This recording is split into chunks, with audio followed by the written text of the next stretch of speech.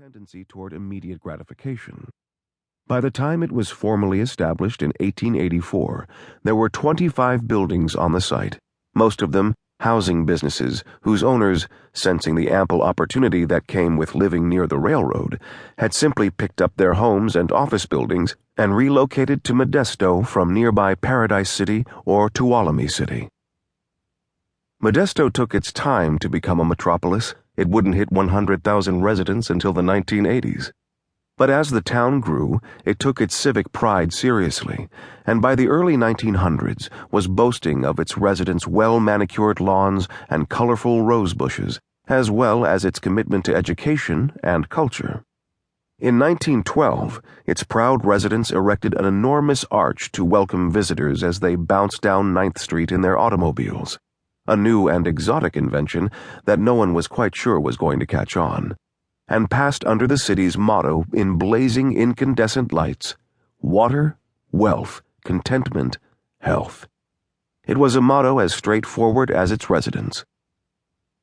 By the time George Lucas Sr. arrived in Modesto with his mother and sister in 1929, its population had grown to just slightly under 14,000, sprawled out across a well-organized series of flat grids typical of Western towns.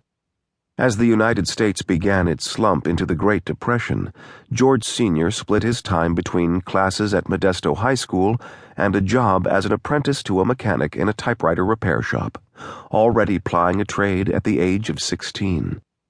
In the 1930 census, both Maud and Eileen listed their occupation as none, making George the lone and much-needed source of support for his sister and widowed mother. Earning a living, then, was a responsibility George Sr. took seriously. There would be no frittering away his time, no goofing off, no daydreaming. George Sr. decided he'd study law and become a lawyer, and applied himself in high school to getting good grades.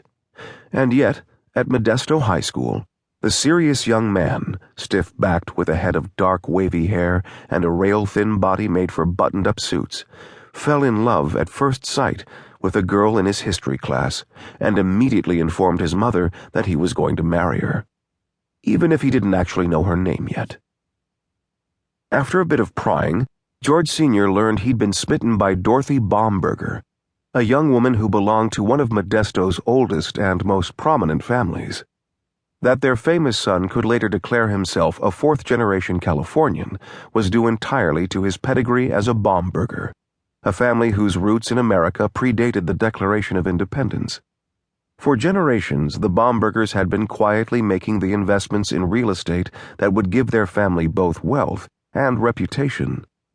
By the 1900s, various branches of Baumbergers owned and managed property across the San Joaquin Valley, and Dorothy's father, Paul, had additional interests in seed companies and car dealerships, making them one of the valley's best-known and most prosperous families. The comings and goings of Baumbergers would be a regular topic on the society pages of the Modesto Bee and News Herald. Dorothy was a dark-eyed and dark-haired beauty, wispy and somewhat fragile, but a good catch, and she and George Sr. were a good-looking, popular, and utterly devoted couple. In their senior year, they were co-starring in the class play, a 3-act comedy called Nothing But the Truth, and George would serve as class president with Dorothy as his vice president.